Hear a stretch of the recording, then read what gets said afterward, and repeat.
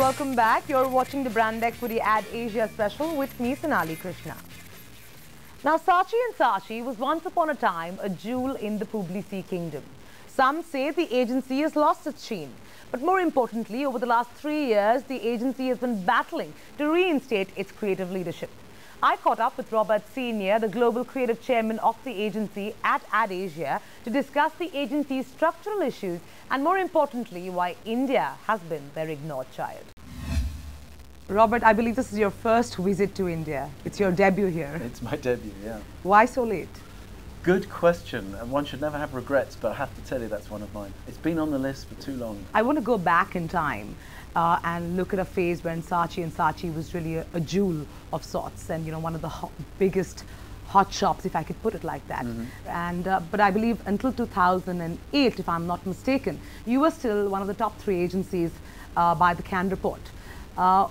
Post that, there's been a slight dip. So what's really the problem? Well, from my position, the fact that the Saatchi, according to the science of measuring creative awards, would seem to have taken a downward slide. It actually coincided with my arrival, so the problem might be me. So let's just park that for a moment. I actually think it's a paradigm shift. A lot of agencies used to, and some still do, chase the awards. They chase the metal, as they say, and they will win stuff for anything. So they'll produce work deliberately and exclusively designed to win awards. Sure. We don't do that. Okay. We will only enter real work for real clients. Finito. Which I introduce and I stand by. Absolutely stand by. Now, I would like us to be back in the top 3, but the right way. So you're right. So you've really analyzed the awards.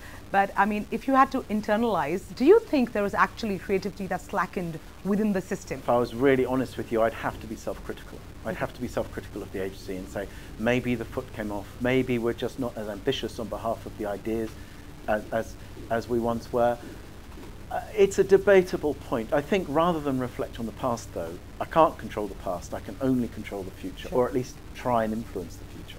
Why haven't you replaced Bob? Bob Isherwood. Because no one can... good one. You can't replace Bob. The economy, though, has moved on so much from those times that it just felt that time pushed the pause button for a moment. Regroup, refocus. Maybe one day we'll find a creative chief. Maybe, maybe not. If you could throw light on the Love Marks philosophy for our audience. Yeah.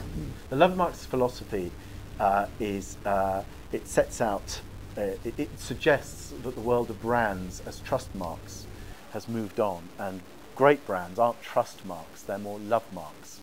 And a cute piece of vocabulary tennis, but what it's trying to say is that strong brands have an incredible emotional tug and relationship with their users, with their audiences. It's not just about features and benefits and a rational approach.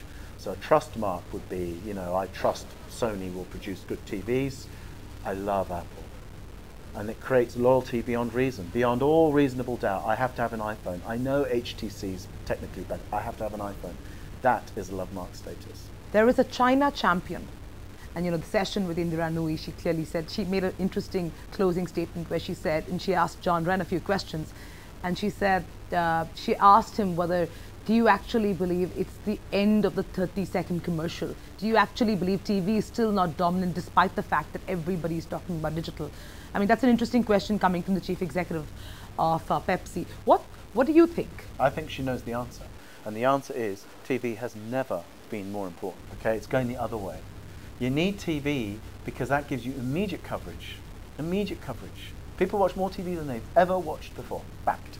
It is the fastest growing media, biggest growing media spend, and it's growing.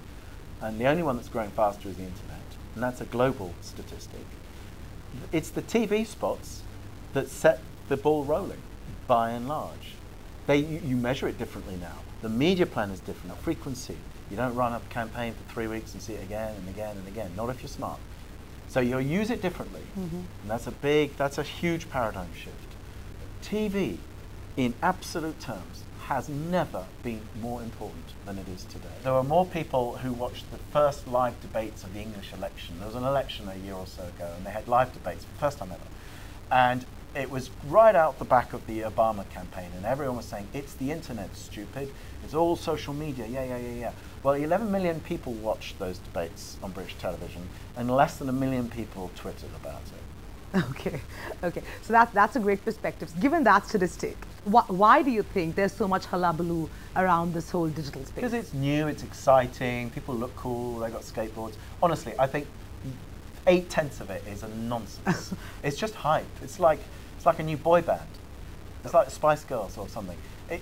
And don't get me wrong, it's critical. It's critical for our business. Someone asked me once, gosh, you've been talking to us for 20 minutes, you haven't used the word digital once. I said, yeah, you know what? I haven't used the word oxygen once either. I use it all the time. I never talk about oxygen. Yes, it's there. It does not fundamentally change your business. The principles. It changes how we do things massively. Would you agree that this is really a bubble of sorts which will burst soon? Ish, yeah. We had the dot bomb before. I hope people stop talking about it. It's so boring. Yeah. It's so tedious. I'm so bored with it. I use it all the time, and I'm fed up with people talking about it. Sorry, that's an unhelpful, that's an unpopular view, but that's just the average age of my agencies is about 25, 26. By definition, they are digital natives. By definition. So they're doing without being told to do digital.